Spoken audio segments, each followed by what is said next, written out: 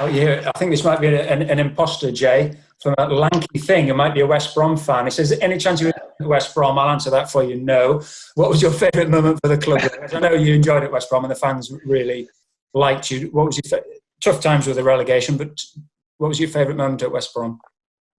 Yeah, it was. It was tough times, obviously, the relegation. And then, obviously, the year after, I thought we worked really hard and we came close, which was obviously disappointing.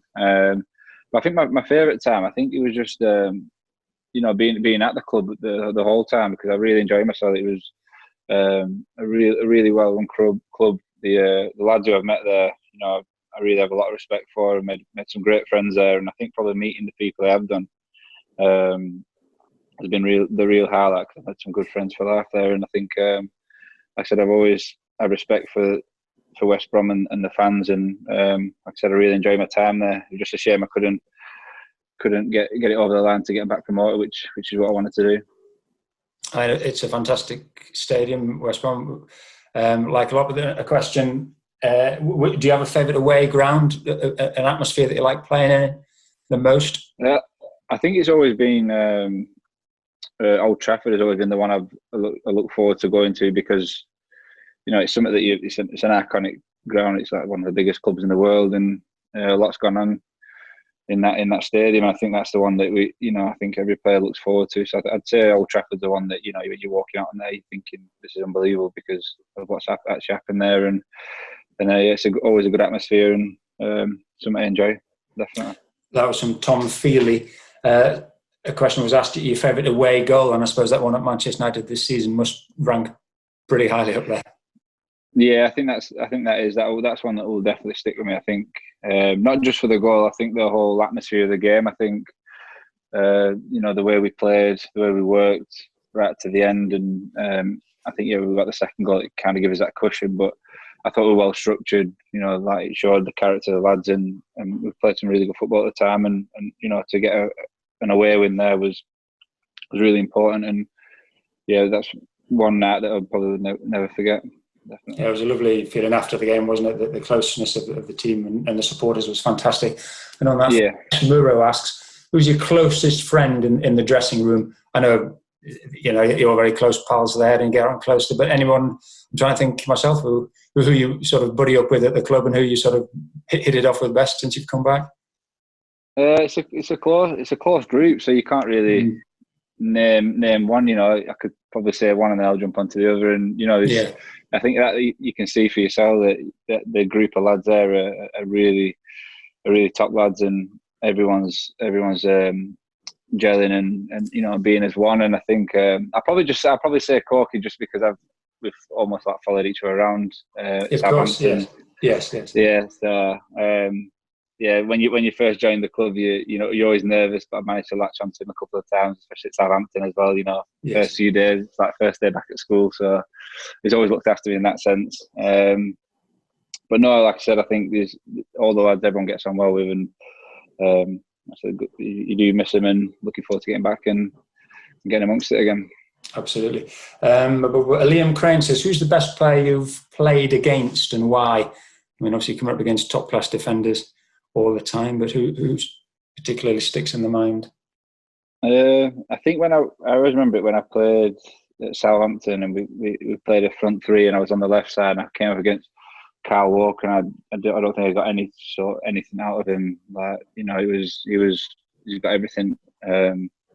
He's strong, quick, good on the ball, and I always felt he stood out. That was a really difficult player to play against. So yes, I'd probably say Kyle Walker. Definitely. Coming back to something local and something close to your heart, Jay. Klopp LFC, so must be another interloper, but he says, absolutely brilliant, Jay, the work you do for the local hospice, top fella. Now, it's a Penrith hospice, of which you're an ambassador, and at the minute you've sort of been helping with a fundraising drive for that. I mean, that's something that's very important to you.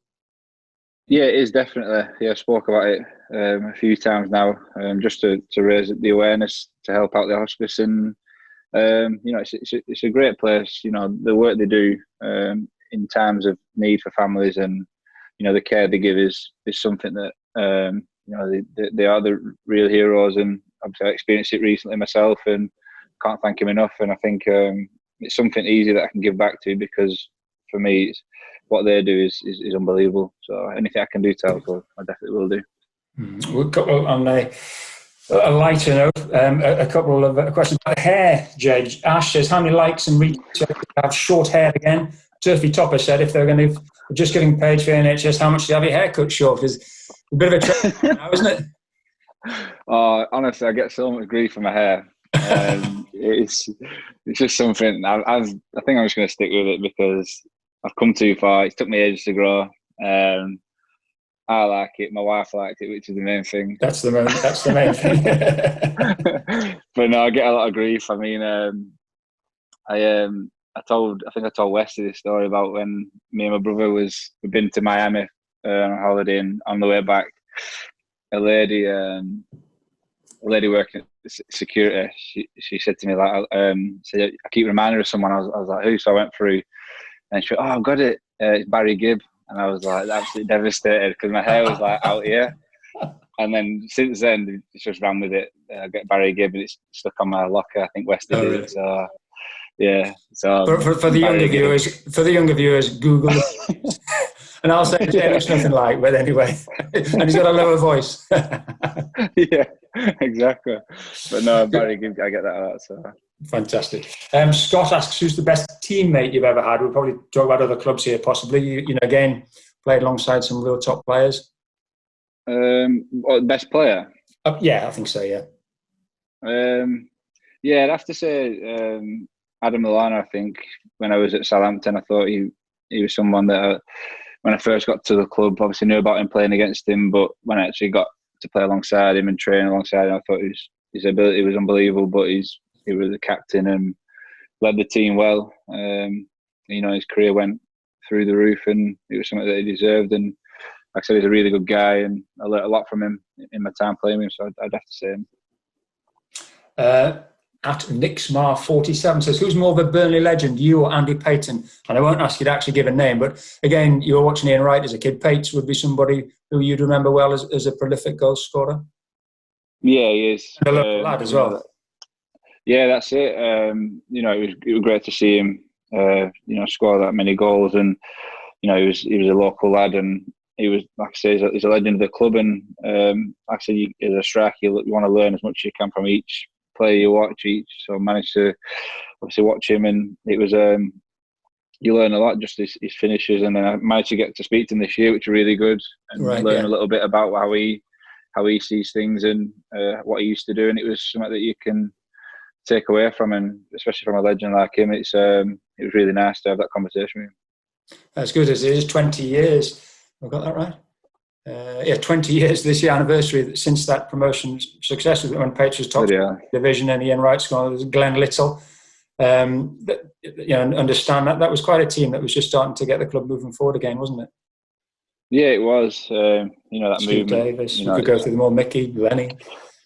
Yeah, that's it. I managed to work alongside Steve Davis, and again, he taught me a lot. I was a young lad, and we'd do extra sessions, finishes. We'd stay out later, and I think he helped me massively. And he's a club legend as well. That he's the things he's done for the club. And like I said, them names there, they stick with you as a young lad because they were the ones that were pushing the club forward at the time. And as a young lad, it was good to watch. Mark Higson asks, the best manager you've worked under. Again, you can go back to past Sean. Everybody knows how well Sean has done, but you've again had some top managers in your career. Pochettino at Southampton, and who would sort of be up there with good managers alongside Sean? Yeah, I'd say obviously I'd say Pochettino for me was the one that really excelled my career at the time. When he came into the club, he was honest with you. He was straight. Always worked on what you need to improve and what you were good at. He told you, and I think he helped you as a person as well. Off the field. I think everyone who works with him gets that feeling that he's a top manager, and you see what he's done at Tottenham and what he did for us at Southampton. So I would have to say him. But I'm still learning, so you learn off every manager you work with, and that's the main thing, is that you always take different bits of each manager and put it to good use and learn from. That's what they're there to do. You learn from the manager. Dan the Dane asked, at Southampton you had a great time, I know you're very popular, but you had that knee injury that kept you out for a year. How difficult was that period? Yeah, it was difficult. Yeah, very difficult because obviously it was had the momentum and I felt I would just get into my stride and I wanted to finish that season because I thought we had a really good season as a team. So I'm more gutted about not being able to finish what the work we've done because we put a lot of hard work in that season. Even going back to pre-season, one of the hardest ones, but it worked out. It worked out well. But no, I think things like they are setbacks, but I never had any doubt that I'd come back. That was one of my first thoughts, that this is the opportunity now to get stronger, quicker, try and study the game, try and study my own game, and you have that time and reflection. And I had my wife there and my family around me and friends, and Southampton did, really well for me. They looked after me, and it was a good feeling. I had a good physio, Matt Radcliffe, who worked all the hours with me. So I was in a privileged position if you look at that sense, that I've got the best people around me, got the best club that give me anything I needed to come back fit. So for me, it was just a setback of what it was, and it was just more frustration that I weren't getting that buzz at the weekend that you do when you play. And you just played for England by then, hadn't you? You'd won your first cap. I mean, how big a thrill was that to have played for England? And I suppose a bit of a frustration that was possibly taken away from you with the injury. Yeah, that was probably one of the most surreal moments.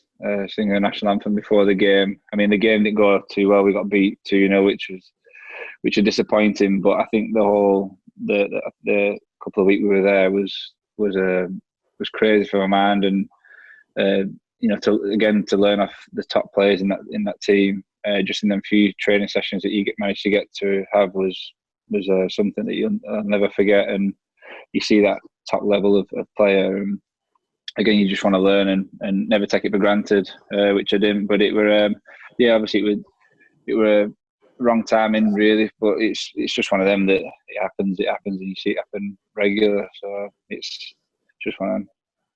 But it's something it can never take away from you. You've been an England international, as Corky has, and Danny Ings, who've been fantastic for Burnley, might have won more caps, and we've got players at the minute who hopefully will. But if when you're all finished and done, and you can call yourself an England international, that must make you very proud. It is I'm very proud of it. Because it's something that's the elite, that's the top that you can do, is to represent your country, and I managed to do that. But it was something that I never expected, and for me to be able to have that cap is really nice for myself and my family, and something I said won't be able to take it away from me, definitely. And finally then, Jay, just to bring up to the current speed, and thanks for answering all those questions. I'm sure the supporters will have enjoyed that. You've had a little bit of a knee injury ahead of this enforced break. How are you? How's the work going, and what's the hopes for coming back? Yes, fine. Going really well. I've been set up with a program from Phil, which has been really helpful. I've ticked all the boxes so far. I'm out on the grass now with the ball, setting up my own drills and stuff. I said to you before, it's a bit strange setting up all the drills. I look like a real keen fitness guy with the footballs out. But we won't tell anyone why you're doing that, Jay, but we'll keep that between us.